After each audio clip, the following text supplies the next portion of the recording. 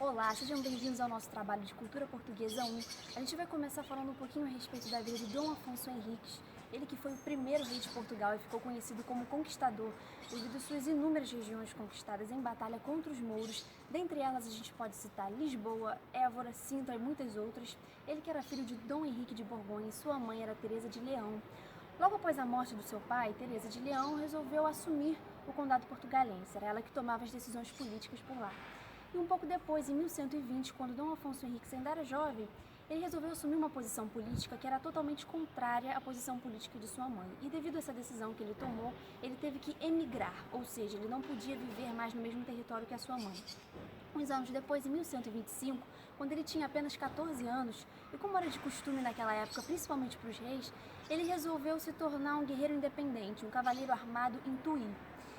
Na época, tanto os eclesiásticos quanto os fidalgos, eles tinham certas indiferenças com a sua mãe, Teresa de Leão.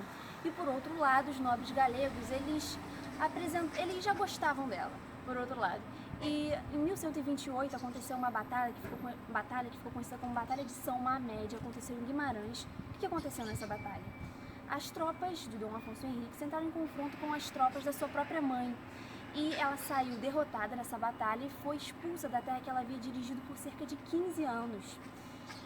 A partir desse momento, Afonso Henriques passou a tomar conta, assumir o condado portugalense. E como se isso já não bastasse, ele se recusou a prestar obediência a Afonso VII, que era ninguém mais, ninguém menos que o rei de Leão, o rei de Castela e o seu primo. E em 1138, com a Batalha de Ourique, Dom Afonso Henriques se intitulou o rei de Portugal. E um ano depois surgiu a dinastia Os Borgonha e ele tornou-se Afonso I, o rei de Portugal. Dom Afonso I reúne a sua tropa no Burgo de Coimbra em maio de 1139 e marcha de encontro aos mouros no fim de junho deste mesmo ano, mas só em julho de 1139 que ocorre a conhecida e famosa Batalha de Ourique. Como sabemos, Dom Afonso Henriques mantinha sua fama de conquistador, e isso não era à toa. Ele conseguiu e conquistou muitas batalhas. De suas muitas batalhas, poucas ele saiu como perdedor. E uma de suas mais importantes batalhas foi a Batalha de Ourique.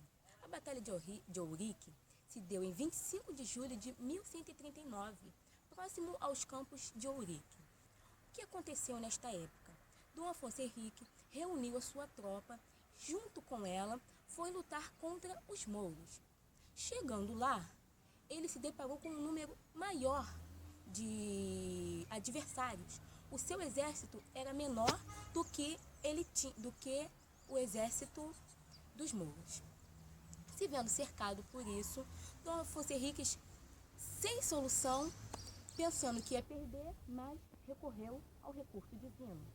Nesse meio tempo, apareceu como um raio de luz, uma flecha, descendo do céu Jesus Cristo, e com ele uma cruz, dizendo: filho, podemos dizer assim, né? Não tema, eu estou contigo nesta batalha e em muitas outras que virão. E a partir desse momento, a Batalha de Ourique ficou muito conhecida como o Milagre de Ourique. Dom Afonso Henrique, a partir desta batalha, se declarou rei de Portugal. Mas o mais importante é dizer que não foi apenas o milagre que deixou Dom Henrique vencedor. Ele estava cercado por 5 reis mouros. Como nós sabemos, a lei da vantagem seria quem está em maior quantidade ganharia. Mas através do recurso divino, Dom Afonso Henriques conseguiu vencer essa batalha, que ficou muito conhecida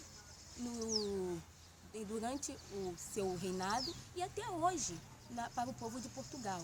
Assim como nós podemos perceber, na bandeira de Portugal existem 5 escudos e com elas, dentro de cada uma, 5 moedas de pratas.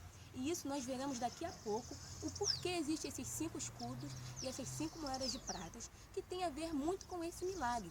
Foi o milagre que trouxe a salvação ali no momento para Dom Afonso Henriques e para o seu exército. Então, foi com isso que o povo reconheceu que Deus estava com eles em todos os momentos.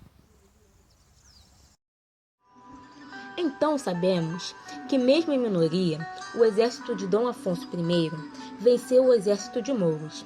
E como a lenda diz que a vitória se deu através da ajuda divina, o milagre foi e é conhecido até hoje. Mas qual é a ligação da bandeira de Portugal com o milagre de Ourique? Para recapitular a Batalha de Ourique, Afonso Henriques, juntamente com seu grupo, durante a batalha contra os mouros, avistaram a imagem de Jesus Cristo numa cruz. E isso representa que Deus estava com eles. E que, com isso, nada abalaria Portugal, nada destruiria Portugal. Menos a traição. Na bandeira mesmo consta isso. Porque há 5 escudos exatamente nesse formato. E cada escudo tem 5 benzenas, que são como se fossem umas pedrinhas. E se somarmos as benzenas assim, dão 30. 30 representam o número de moedas que Jesus foi traído por Judas. E esses 5 escudos também representam as 5 chagas de Jesus. E os 5 reinos que Portugal venceu contra os mouros. Dom Afonso Henriques morreu em 6 de dezembro de 1185, em Coimbra, mas na bandeira oficial de Portugal, que foi adotada em 30 de junho de 1911, está estampado o legado e o milagre de Ourique. E como disse Jesus, com o sinal da cruz, com este sinal vencerás. Só seremos vencidos se traídos. Deus é por nós.